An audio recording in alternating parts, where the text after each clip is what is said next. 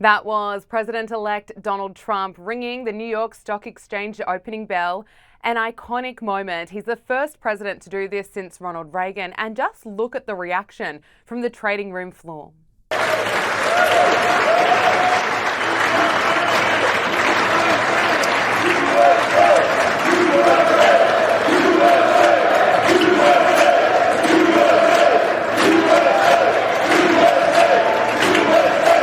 You can feel the optimism. Donald Trump has been named Time Magazine's Person of the Year for the second time after his incredible political comeback, which the magazine described as unparalleled in American history. Here he is speaking about the honour.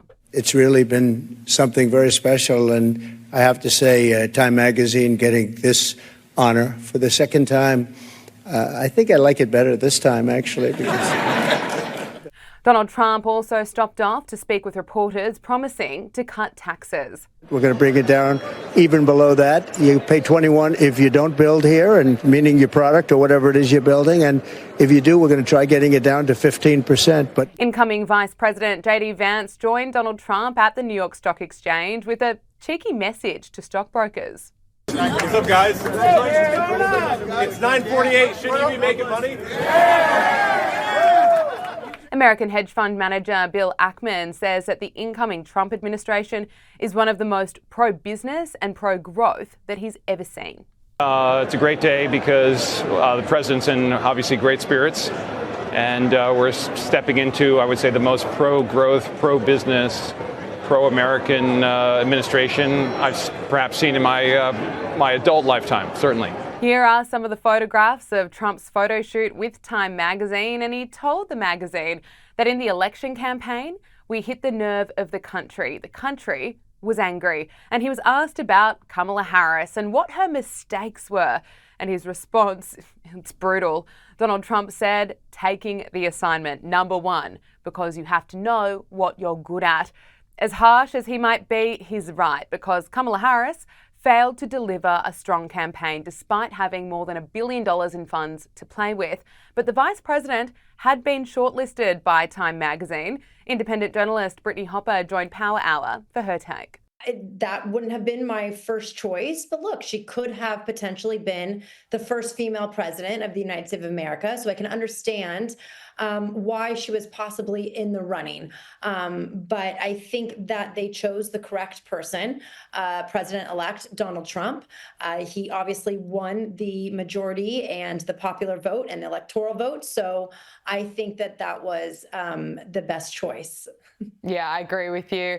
Outgoing US President, we don't have long of him left, Joe Biden. He's outlined key goals to achieve during his final 40 days in the White House, and he's particularly focused on cementing his legacy with an emphasis on his economic record. Let's take a listen to him.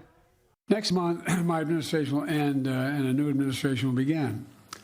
Most economists agree the new administration is going to inherit a fairly strong economy, at least at the moment. An economy going through fundamental transformation that's laid out a stronger foundation and a sustainable, broad-based, highly productive growth. And it's my profound hope that the new administration will preserve and build on this progress. Brittany, what's your take on this? Joe Biden wants his legacy to be about his economic legacy. Is that really how Americans are going to remember him? I don't know what his legacy is going to be. I'm not an economist, but I am a mother and work part-time, and I can tell you that inflation is at an all-time high. Taxes are at an all-time high, especially in the blue cities and blue states in America. And so, and especially under his administration. So I don't really understand why that would be his legacy. I am very excited to see a new person such as President Trump to come in to try and fix the economy. I think it needs help. We see mortgage rates at an all-time high. Like I said, inflation, we're paying $10 for a dozen eggs. So I'm not sure why he would say that he would want that to be his legacy. That's just me though. I'm not an economist. No, I completely agree with you. It's interesting. A lot of people voted Biden out because the cost of living was just far too high. But on to one of the biggest stories in America at the moment. New York police have confirmed the 3D printed gun found with murder suspect Luigi Mangione matches shell castings from the Midtown Manhattan crime scene. Mangione has been charged with the murder of United Healthcare CEO Brian Thompson, and he broke his silence with an outburst as he was escorted into a courthouse. Completely out of touch, and it's an insult to the intelligence of the American people and the lived experience. Luigi Mangione's lawyer says that his client will plead not guilty. Take a listen.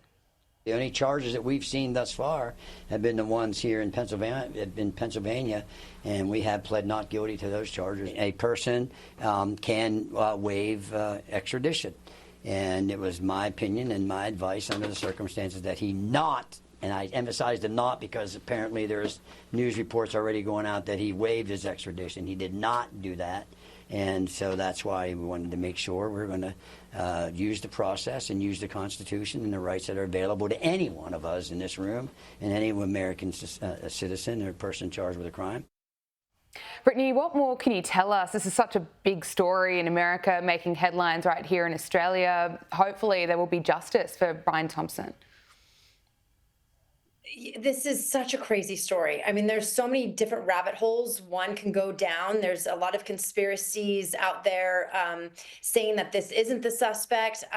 I will say this. I think regardless, let the justice court system do its thing. I'm not really understanding why the far left here in America and perhaps around the world is justifying this criminal act, whether it was this man or someone else. There's an innocent man that was brutally murdered, and it's on video. And regardless of how you feel about our healthcare system in America, that yes, needs work and can be corrupt, this was still a CEO, a man, a husband, a father, a brother, a friend, all of these things that was taken away by, an assassination. So I'm not really sure why the left is romanticizing and normalizing this act that happened. That's what's confusing for me. But this is a huge story, as you mentioned, and I think it's taking to the likings of millions around the world, not just here in America.